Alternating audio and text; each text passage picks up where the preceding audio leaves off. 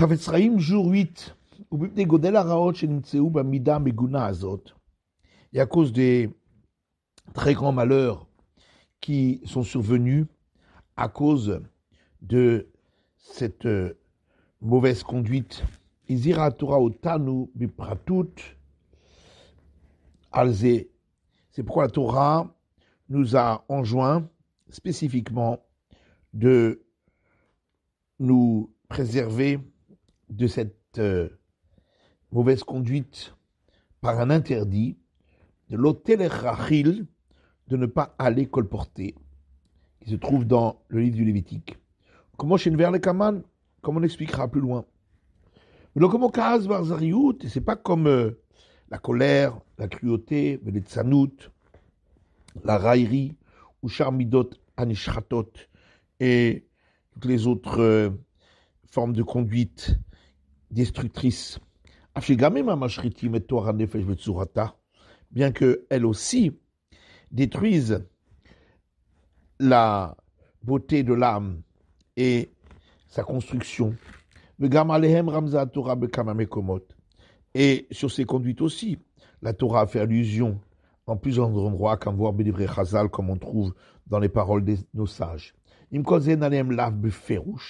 Mais cependant, il n'y a pas là-dessus d'interdit explicite Beminyan Taryag dans les 613 commandements. Verod nire pashuta macher. Il me semble encore évident qu'il y a une autre raison.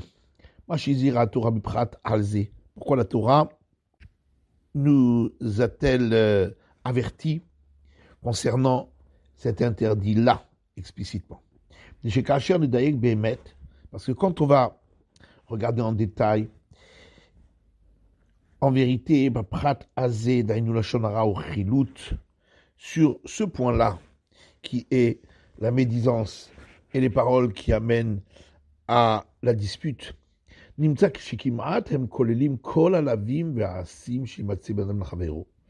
trouve que presque, on pourrait dire que cela englobe tous les interdits et les commandements positifs qui se trouvent sur la conduite entre un homme et son prochain. Et aussi beaucoup de commandements entre un homme et son créateur. Comme on l'expliquera si Dieu veut. C'est pourquoi la Torah nous en a enjoint explicitement que des Sheloni la Ket Bamtsudara Azot, pour que nous ne tombions pas dans ce mauvais piège. Et j'expliquerai cela avec l'aide de l'Éternel béni. Et en passant, on trouvera à travers cela, Torah et Rabba, beaucoup de bénéfices, les Kama alachot acherot, pour expliquer beaucoup d'autres règles de la Torah. Et peut-être que grâce à cela, on arrivera à vaincre le mauvais penchant,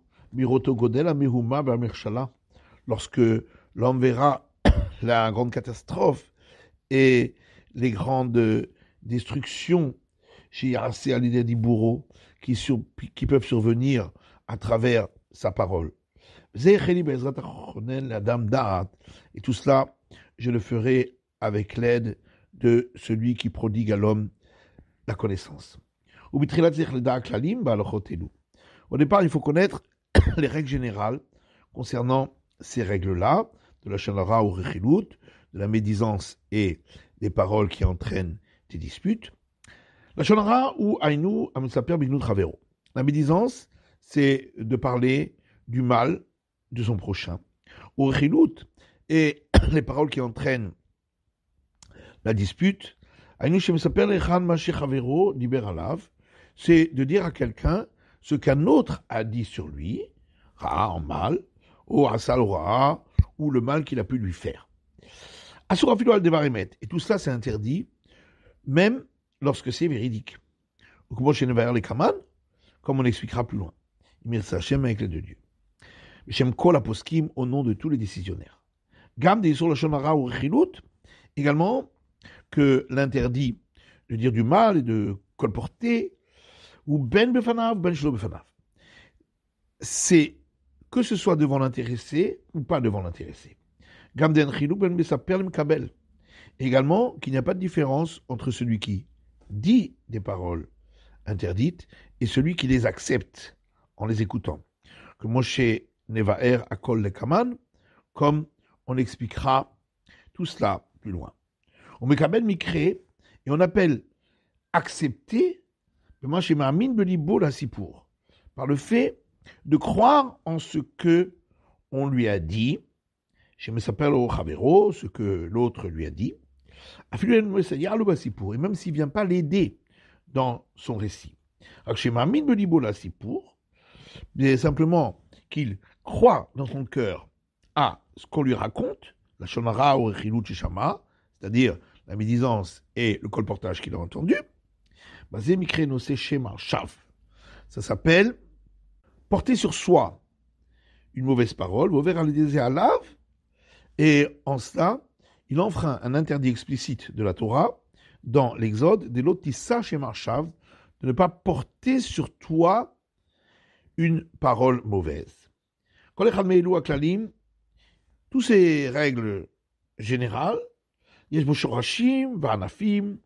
y a également des racines et des branches, toutes sortes d'éléments qui les entraînent, des éléments qui en découlent. Exactement comme toutes les autres parties de la Torah, l'Éternel nous donnera le mérite de les connaître avec clarté. Et sache que ce que nous allons écrire, qu'il enfreint, que ce soit des commandements négatifs ou des commandements positifs, ou ben bagimel arurim, ou 3 malédictions, Shidir Tov, les Kaman, que nous allons écrire et expliquer plus loin, des Shalav, que effectivement il les transgresse, nous voulons dire en cela que ce soit lorsque on prononce de la médisance ou lorsque on prononce du colportage, ou ben al sheker ou ben al emet, que ce soit si c'est sur quelque chose de faux ou quelque chose de juste. C'est ce que nous expliquerons partout dans le commentaire Be'ermaim Chayim. Quand on parlera des 4 premiers types, sauf si nous disons explicitement que ça ne s'applique que sur un des types. Il ne nous restera donc que à être dans l'obligation d'expliquer pour chacun des commandements négatifs, ou asin, ou des commandements positifs. Est-ce que ça s'applique lorsque on parle devant l'intéressé ou pas devant l'intéressé, ou à la mesaper ou à la mekabel? Ou est-ce que ça s'applique à celui qui raconte ou à celui qui accepte ce qu'on lui dit?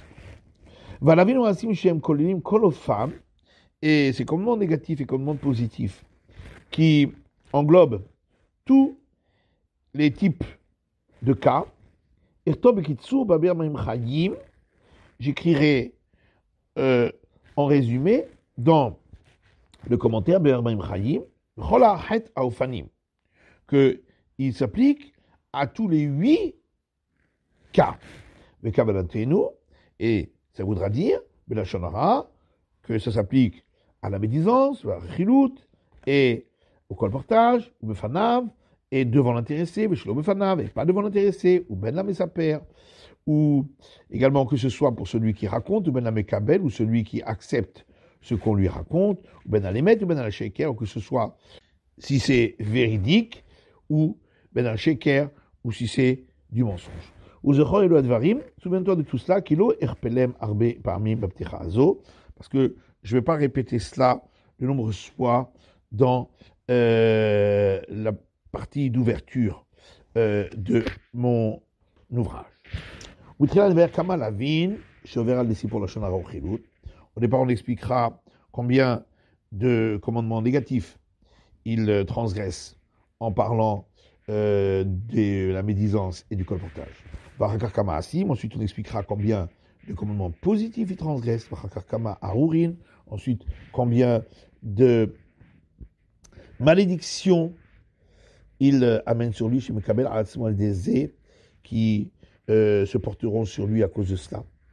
Verod Kama Isurim Gedolim, chez Lisbab al-Dezé, et encore combien d'autres grands interdits qui pourraient en découler. Je séparerai cette partie d'ouverture en deux parties. Appli Mikare Beshem Mekor Rahayim.